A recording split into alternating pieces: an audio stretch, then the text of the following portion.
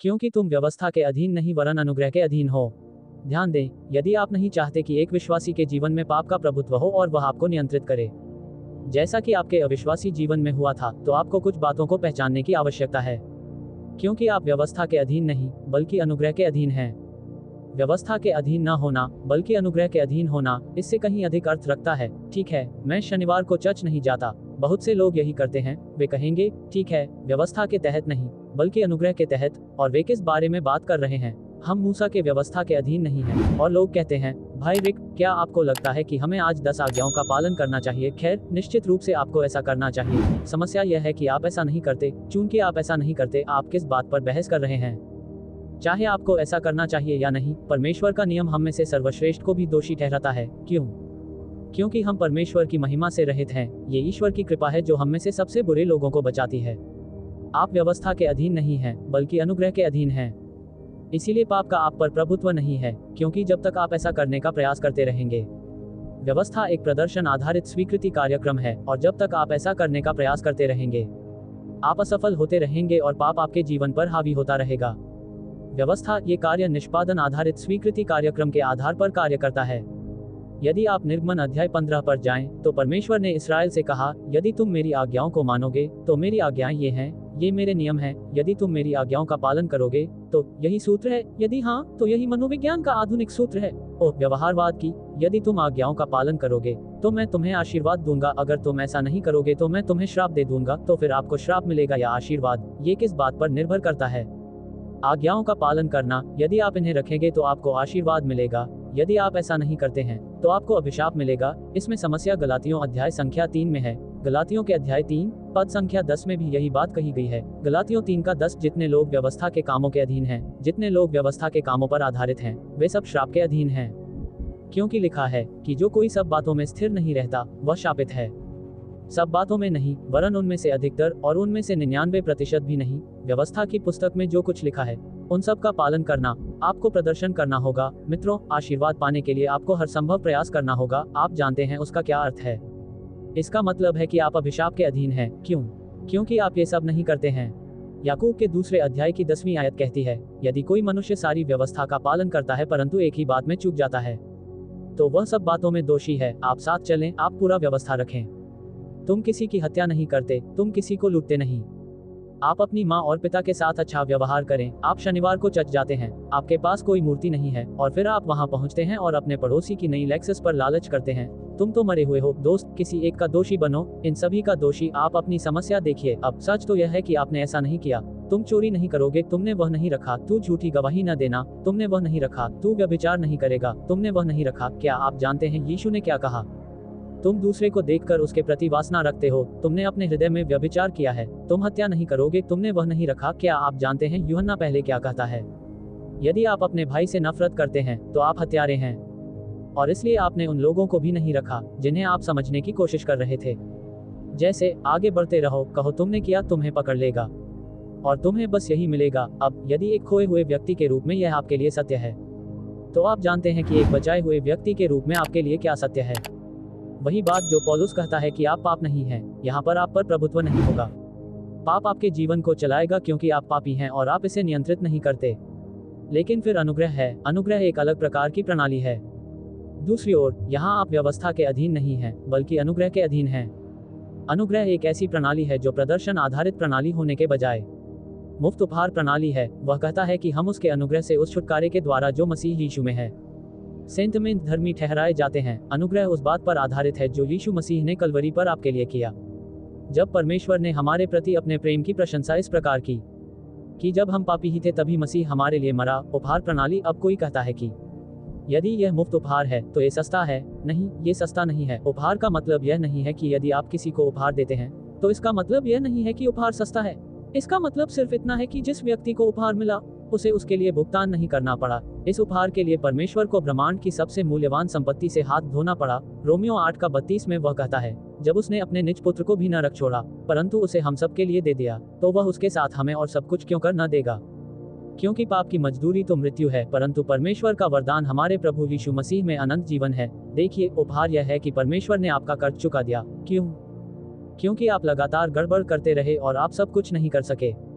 तुम्हें यह अभिशाप मिलने वाला था। इस प्रकार मसीह ने स्वयं हमारे लिए श्रापित बनकर हमें व्यवस्था के श्राप से छुड़ाया, तो फिर वह हमें शाप के बदले अपना जीवन दे सकता है। यीशु ने कुछ लोगों से कहा, हे शापित लोगों, मेरे पास से दूर हो जाओ, उस अनंत आग में जाओ जो शैतान और उसके दूतों के लिए तैयार की गई है। नरक और अग्नि की झील कभी भी मनुष्य के लिए नहीं बनाई गई थी। आप अपनी इच्छा से और स्वेच्छा से उस गंतव्य के लिए स्वयं सेवा करके शैतान की ब्रिगेड में शामिल होकर वहां जाते हैं, लेकिन यीशु मसीह ने आपको इससे बचाने के लिए कुछ किया। वह कलवरी गया और आपके अनंत न्याय को सहा। कलवरी पर आपके पाप के विरुद्ध परमेश्वर के अनंत क्रोध को उठाया ताकि वह आपको अनंत जीवन दे सके। उसने आपके लिए कुछ ऐसा किया जो आप स्वयं नहीं कर सकते थे। अब एक खोए हुए व्यक्ति के रूप में जब आप भरोसा करते हैं कि परमेश्वर आपको जीवन एक मुफ्त उपहार के रूप में देता है, लेकिन यहाँ देखिए रोमियो 6:14 खोए हुए लोगों के विषय में नहीं बल्कि बचाए गए लोगों के विषय में बात कर रहा है, और वह कह रहे हैं कि यहाँ कानून के साथ जो कुछ होता है उससे लोगों को केवल इसलिए दोषी ठहराया जाता है क्योंकि वे उसका पालन नहीं कर पाते। अनुग्रह जीवन और विजय देता है क्योंकि यह एक उपहार कार्यक्रम है जो परमेश्वर आपको देता है। एक आस्तिक के लिए भी यह वैसा ही है जैसा कि एक अविश्वासी के लिए था। इसका एकमात्र उत्तर यह है कि परमेश्वर ने मसीह में आपके लिए क्या पूरा किया है। यदि आप परमेश्वर से आशीर्वाद पाने के लिए कार्य करने का प्रयास कर रहे हैं तो आपका मसीही जीवन सफल नहीं होगा। उदाहरण के लिए दूसरा इतिहास अध्याय संख्या 7, यहाँ पवित्र शास्त्र का एक अंश दिया गया है। लोग द्वितीय इतिहास के अध्याय संख्या 7 को उद्धृत करना पसंद करते हैं। यदि मेरी प्रजा के लोग जो मेरे कहलाते हैं दीन होकर प्रार्थना करें और मेरे दर्शन के खोजी होकर अपनी बुरी चाल से फिरें, तो मैं स्वर्ग में से सुनकर उनके पाप क्षमा करूंगा और उनके देश को ज्यों का त्यों कर दूंगा। यदि मेरे लोग ये और यह करेंगे तो मैं उन्हें आशीर्वाद दूंगा। वह क्या है? यही व्यवस्था है, यह अनुग्रह नहीं है। तुम्हें पता है इससे क्या होने वाला है? आप मुसीबत में फंसने वाले हैं। यही बात इजराइल के साथ घटित हुई, यही आपके साथ भी घटित होगा। क्या वह व्यवस्था काम नहीं करनी चाहिए? अनुग्रह इसलिए काम करता है क्योंकि परमेश्वर यही कर रहा है। अब मैं आपको एक उदाहरण देता हूँ। मेरे साथ मत्ती अध्याय 6 पर आइए, और यही कारण है। सही, आपकी बाइबल का विभाजन आवश्यक है। इफिसियों को प्राप्त करें। दूसरा कुरिन्थियों, मुझे खेद है, मैथ्यू अध्याय 6 और इफिसियों अध्याय 4। यही कारण है कि जब अनुग्रह के प्रावधान में व्यवहारिक मसीही जीवन की बात आती है तो सत्य के वचन को सही ढंग से विभाजित करना अत्यंत आवश्यक है, क्योंकि सही विभाजन आपको बताता है कि हम व्यवस्था के अधीन नहीं हैं, बल्कि हम अनुग्रह के अधीन हैं। अर्थात बाइबल में इस्राएल राष्ट्र को दी गई व्यवस्था परमेश्वर द्वारा दी गई व्यवस्था है, और यह एक अच्छी प्रणाली है जिसके तहत इजराइल काम कर सकता है। अनुग्रह प्रणाली मसीह की देह अर्थात कलीसिया को दी जाती है। मसीह की देह जिसका आज हम एक हिस्सा हैं। दो अलग अलग एजेंसियां, यह उस बात का हिस्सा है जिसे बाइबल भविष्यवाणी कहती है, जिसे संसार के आरंभ से ही ज्ञात किया गया है। ये कार्यक्रम का एक हिस्सा है और बाइबल में इसे रहस्य कहा गया है जिसे संसार के आरंभ से गुप्त रखा गया था, परंतु अब इसे प्रकट कर दिया गया है। ये सब महत्वपूर्ण है, लेकिन विभिन्न एजेंसियों उनके द्वारा बताए गए विभिन्न तरीकों को समझना भी महत्वपूर्ण है, ताकि आप विभिन्न ऑपरेटिंग सिस्टम को समझ सकें और जान सकें कि आप किसके अधीन हैं और किसके अधीन नहीं हैं। अब मैं तुम्हें दिखाता हूँ। मत्ती 6:14 यीशु हमारे पिता प्रार्थना के अंत में कहते हैं, यदि तुम मनुष्य के अपराध क्षमा करोगे तो तुम्हारा स्वर्गीय पिता भी तुम्हें क्षमा करेगा, लेकिन अगर तुम्हारा पाप यदि तुम मनुष्य के अपराध क्षमा न करोगे तो तुम्हारा पिता भी तुम्हारे अपराध क्षमा न करेगा। अब इसे बहुत ध्यान से देखिए। यदि तुम मनुष्यों के अपराध क्षमा कर दोगे तो क्या होगा? पिता तुम्हें क्षमा कर देंगे। तो यदि कानून कार्यक्रम के तहत आप पिता से क्षमा प्राप्त करना चाहते हैं, अगर तुम्हें करना पड़े तो क्या होगा? आपको दूसरों को माफ करना होगा। यदि आप उन्हें माफ नहीं करेंगे तो क्या होगा? तुम्हारे पिता तुम्हें माफ नहीं करेंगे। यदि आप चाहते हैं कि स्वर्ग में आपके पिता आपको क्षमा करें तो आपको दूसरों को क्षमा करना होगा, और यदि आप ऐसा नहीं करेंगे तो वह आपको माफ नहीं करेगा। यहाँ क्षमा का तात्पर्य दूसरों को क्षमा करने के आपके प्रदर्शन आधारित कार्यक्रम से है, और परमेश्वर तुम्हें माफ कर देंगे। आप उन्हें माफ नहीं करते, वह नहीं करेगा। अब क्या इससे अच्छे कार्य और क्षमा उत्पन्न होगी? हाँ, आपको प्रेरित करता है। कैसे? इस डर से कि कहीं ईश्वर तुम्हें क्षमा न कर दे। लेकिन मैं चाहता हूं कि आप इस विरोधाभास पर ध्यान दें। इफिसियों अध्याय 4 पद 32, इफिसियों 4 आयत 31। सब प्रकार की कड़वाहट, प्रकोप, कलह, क्रोध, कलह, निंदा सब बैरभाव समेत तुमसे दूर की जाए, और एक दूसरे पर कृपाल और करुणा में हो। और जैसे परमेश्वर ने मसीह में तुम्हारे अपराध क्षमा किए, वैसे ही तुम भी एक दूसरे के अपराध क्षमा करो। अब यहाँ देखिए, यहाँ एक व्यक्ति अनुग्रह के अधीन है और परमेश्वर कहता है, अपने भाई को क्षमा कर दो। क्यों?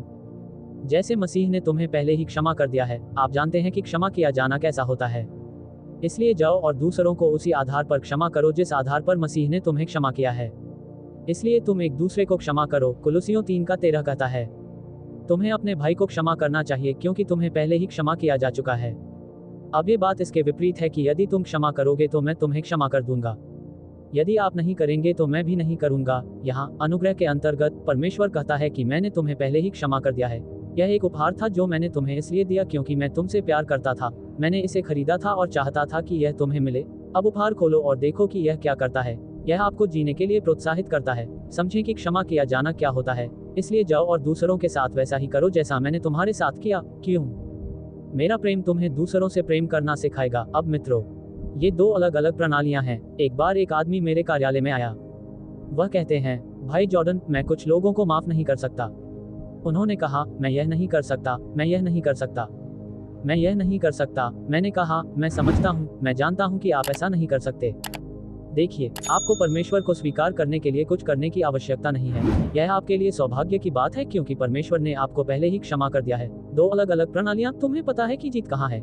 ये प्रयास करने में नहीं है, यह आराम में है। परमेश्वर ने आपको किस रूप में बनाया है?